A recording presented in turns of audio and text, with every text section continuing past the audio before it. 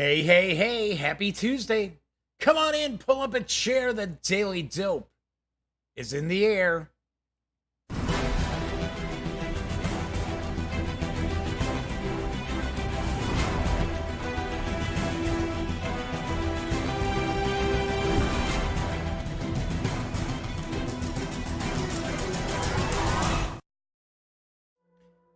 Howdy, howdy, howdy, gang. Yes, I'm Jeff McAleer, back once again as your host here at the Daily Dope, presented by thegaminggang.com, which I happen to be the Grand Poobah.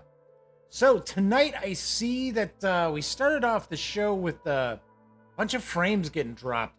That's why I started the stream and then ended the stream a few moments ago, because it was showing about 75% of the frames were dropping.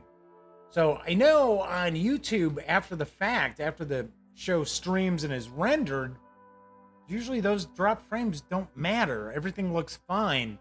But for those who are possibly going to watch live, I thought, well, better fix that. So, anywho, fingers crossed, we saw some drops right off the bat, but then it looks like it cleared up. Once again, that is usually not something that's something that I can control, because normally what's going on there is that's got to do with my internet provider. So I don't know. And I've got Smokey on my lap again, so you might see her tail pop up, or she herself pop up. So far, she's staying on my lap longer than most streams. All right, so tonight is Tuesday, October 29th. This is episode 386 of the Daily Dope. It is a live stream. This is very, very casual. If you have not popped in and checked out the show in the past, keep in mind, this is not rocket surgery by any stretch of the imagination. Just talking tabletop gaming news. So, and I see Smokey's like, come on, you need to be petting me. Give her a peek here. Come on, take a look. Say hello to everybody. All right, come on. Back on my lap. All right. Relax, you're fine. All right, anyway, because this is a live stream, chat is available on YouTube. It's not on screen. It's one of the ways that I keep some of these stranger commenters at bay. But I do pay attention to the chat. So if you want to say howdy, or maybe you have a question or a comment, by all means, please chime in. I will respond. So I've got a good amount of news today. I got some items in the mail today too, but I will talk about those after the news. So let's jump onto the news, because I've got some interesting and relatively unique items that caught my eye. I found them to be fairly interesting. So there was a title that was creating tons of buzz at Spiel last week.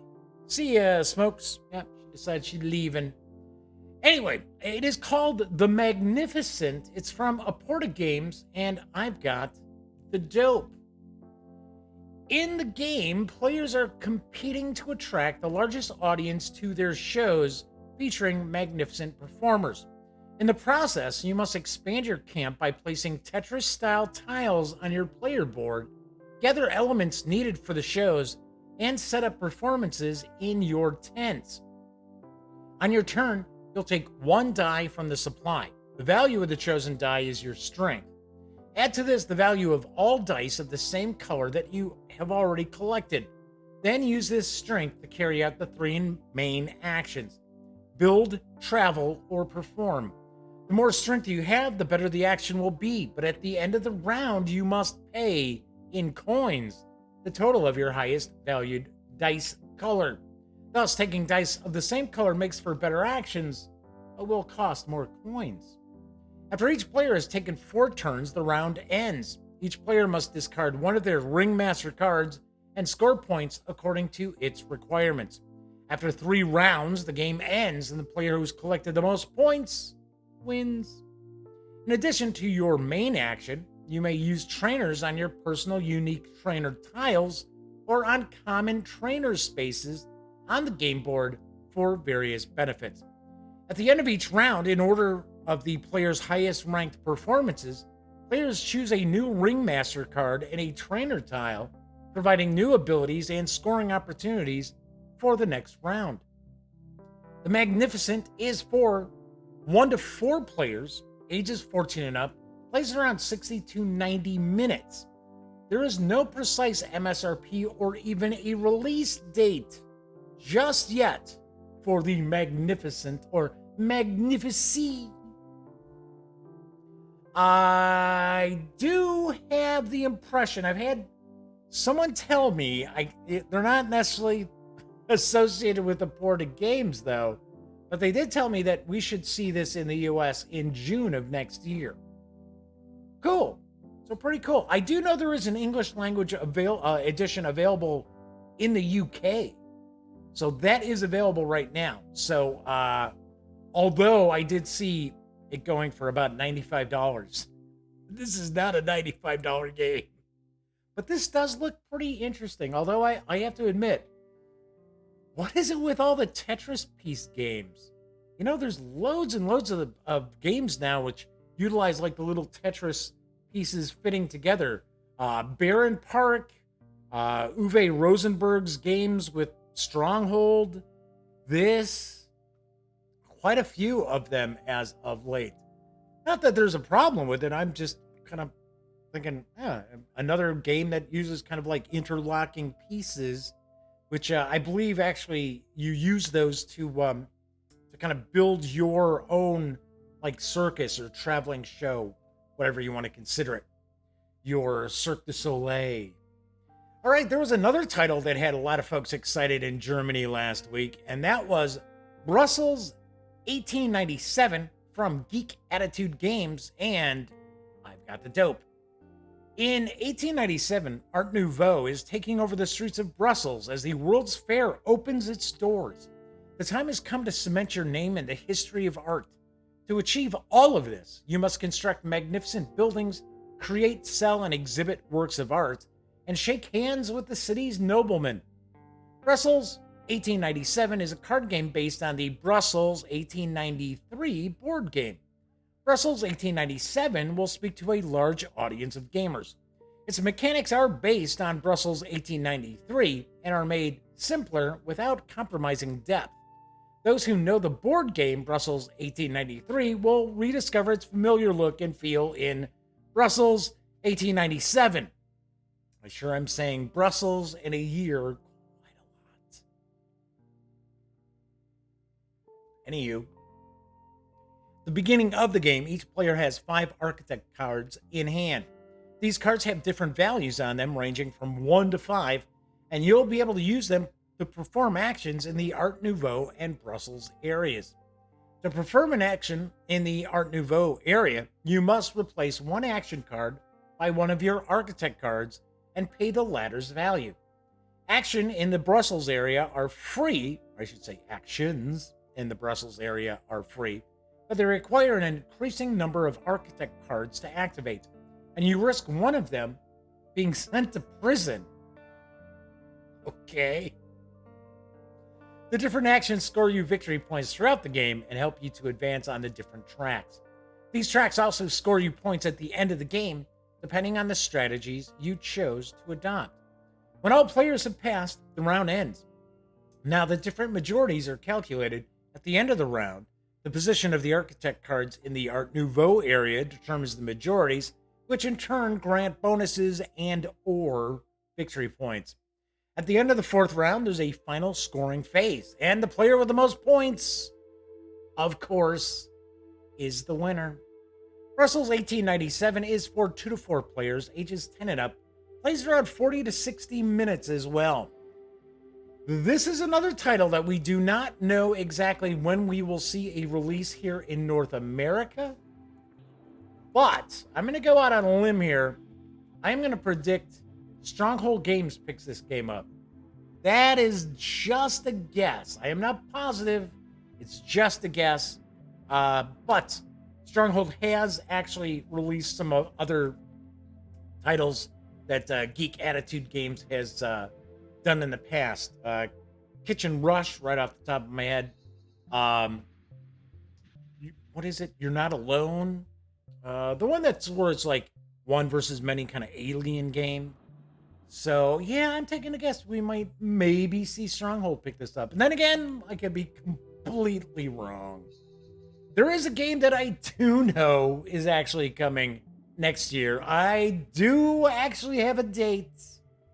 It is called Ettin. It is from WizKids, and I've got the dope.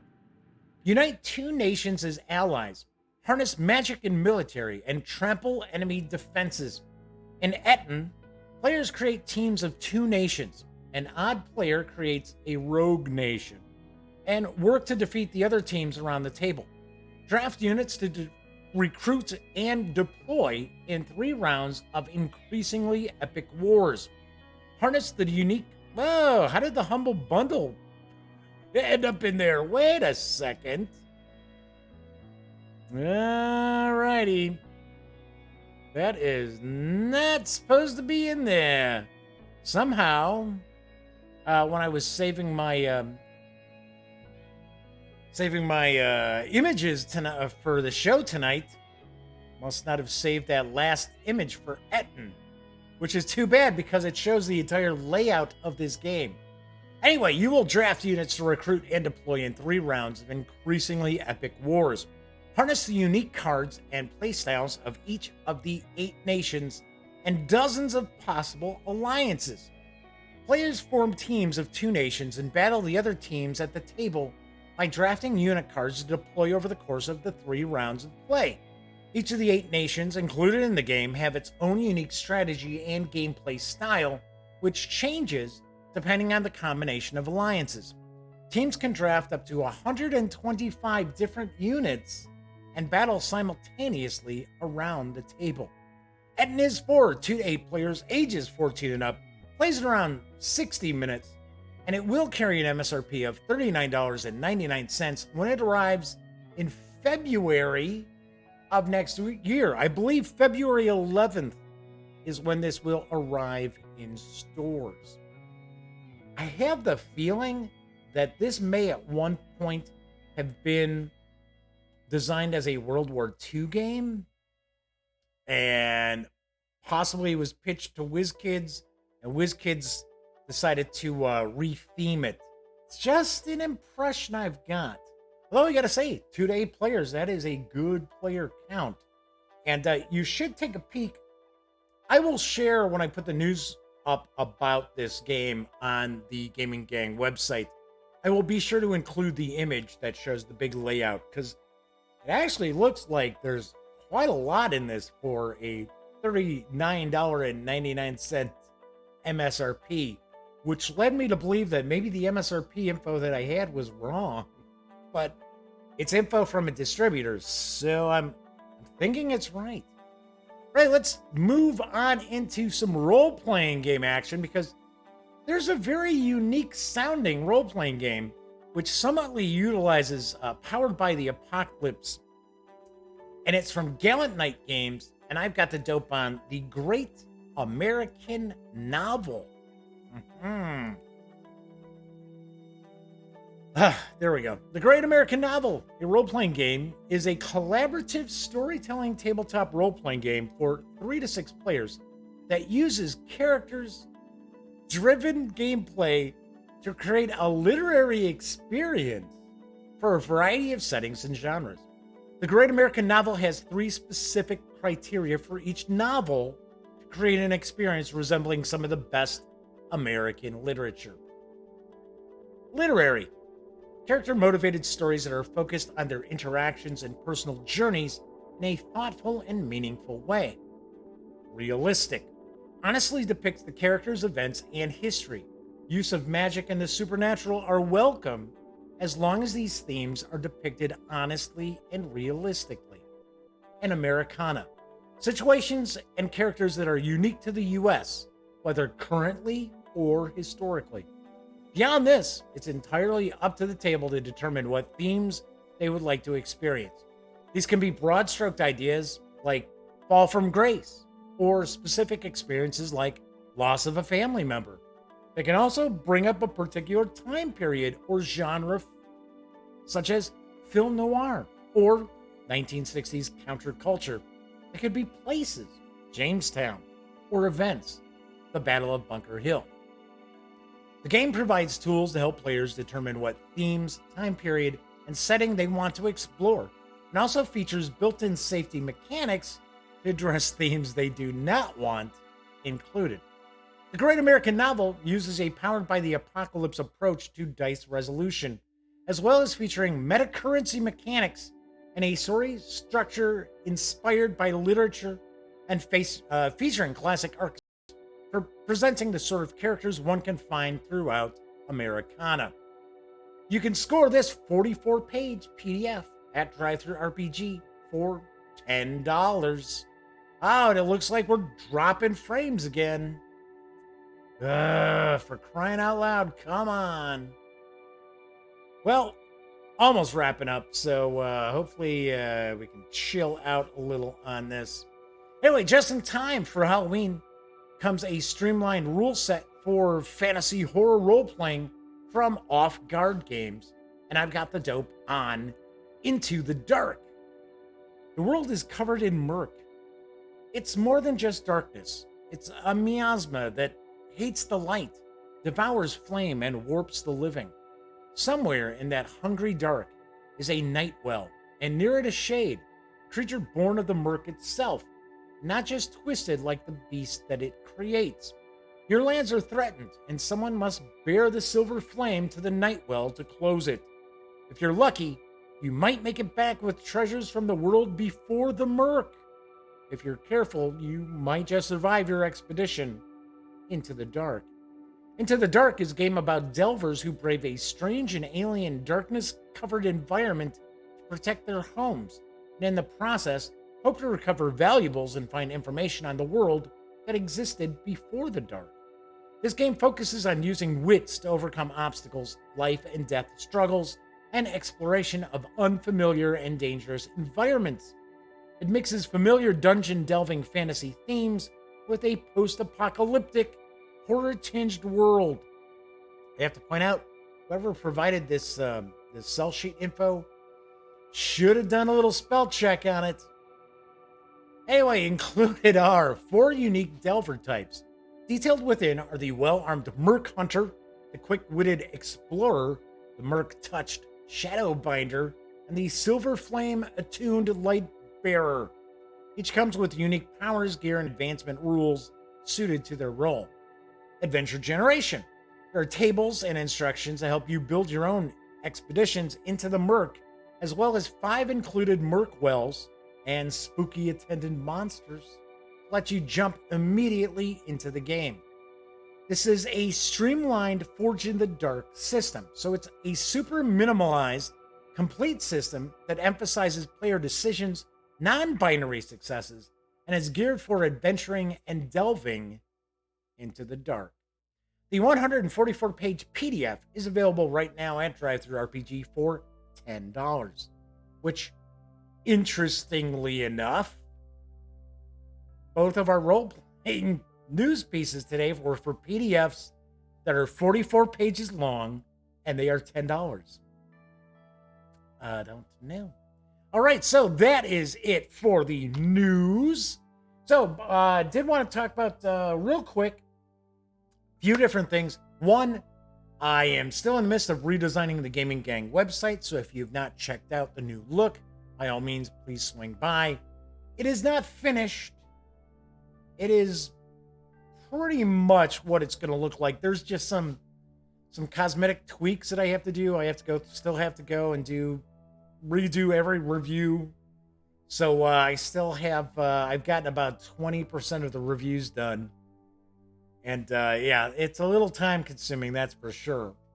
But yeah, so I would think by November 1st, the website should look nice and fresh. Got a new look. Just like I said, it'd been quite a few years since there had been a change in look of the Gaming Gang website. So I wanted to shake things up a little bit. Also, this Saturday, November 2nd, I will be hosting, along with my nephew Cameron, my best friend Elliot Miller, Cameron's buddy Cameron. Yep, there you go. Well, yeah, I'm Daryl. This is my brother Daryl. And of course, Cameron's girlfriend, Lexi. So we are going to be putting on our gaming marathon once again. It'll be our third time doing the Extra Life charity event. We are doing a 12-hour gaming marathon, 6 hours of which will be I don't want to say Call of Cthulhu because it's not exactly Call of Cthulhu. I don't want to say Delta Green because it's not exactly Delta Green.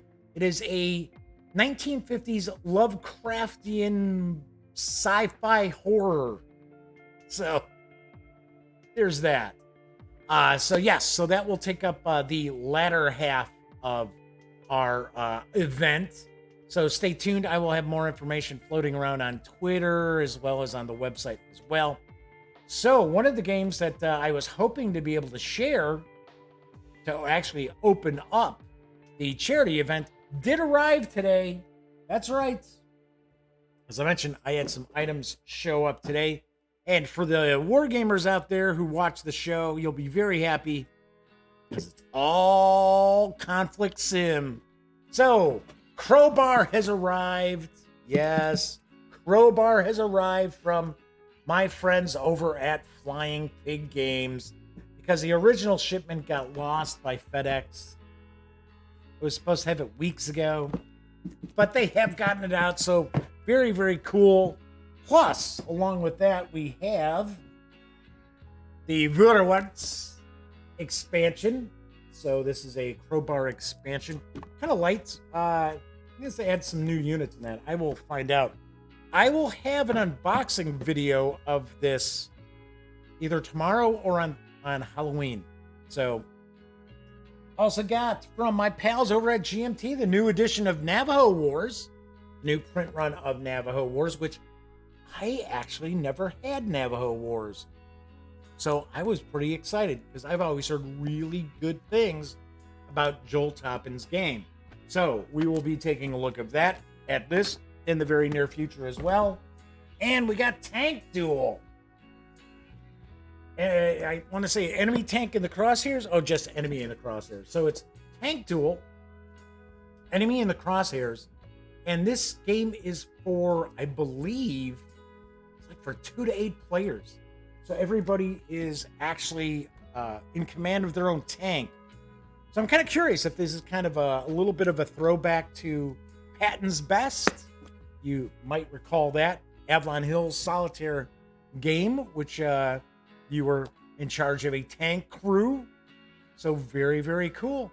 All right, so that's pretty much going to be it for tonight's show. Do want to mention only a few more days that I'm going to be mentioning this too, but if you follow thegaminggang.com, if you watch videos on the Gaming Gang channel, or if you watch this show, you know this whole endeavor is pretty much not for profit. So if you do like the site, the channel, the show, please consider making a small donation to Lil Bub's Big Fund and the American Society for the Prevention of Cruelty to Animals. Lil Bub's Big Fund does provide grant monies to organizations around the United States who care for special needs animals who are awaiting adoption. These animals could be sitting there with, mobility issues, or maybe they're blind or deaf, or they're old like me. Maybe they require medications every day. Regardless, these pets do deserve to find loving homes, and that's what Lil Bub's Big Fund is all about. So, if you do happen to make a small donation, by all means, shoot me an email. My email address is right down here in the corner. It's jeffmcaleer@thegaminggang.com. Let me know, and I will give you a shout out on the following show. Do want to mention, November 1st, we will not be, I'm still going to have a little ad on the Gaming Gang website for Lil Bub's Big Fun, but we're just not going to bring it up every show. So I still definitely support Lil Bub, and what a little trooper she is, because she's just, every time you turn around, there's just some sort of challenge that poor little cat is facing, and she just barrels on through it like a trooper, I swear. So anyway, so strangely enough, didn't have anybody in chat tonight, or there was something wrong with my chat client, which has happened in the past. But anyway, or maybe, once again, YouTube changed up my chat key. And it's like, don't know. Anyway, that's okay. I mean, like, wow, it's been, jeez, gotta be at least about a year and a half since I didn't have anybody in chat. So, I will be back tomorrow. Everybody out there who maybe watched live, because usually there's people watching live who don't jump into chat. But if you watch live, if you watch on Memorex, doesn't matter. If you watch it when I'm yapping or if you're watching a recording, it's all good with me. I appreciate it tremendously. So, if you do like this video, please give it a quick thumbs up. And of course, if you haven't subscribed to the channel, please do. And if you do, don't forget, ring that little bell, because not only will it notify you when the live show goes live, it'll also inform you when I upload new standalone videos, such as the Crowbar unboxing and Navajo War and everything else. I got a lot of stuff coming that I am going to be working on over the next few days once I'm finished with kind of revamping the website. And of course, speaking of the website, when you're not watching videos on the Gaming Gang channel, please be sure to visit thegaminggang.com for all the latest in gaming news, reviews, comics, movies, TV. By now you know the drill. Get your geek on at thegaminggang.com. All right, so once again, I'm Jeff McAleer. I will be back tomorrow. Everyone enjoy your Tuesday night. And until next time, happy trails.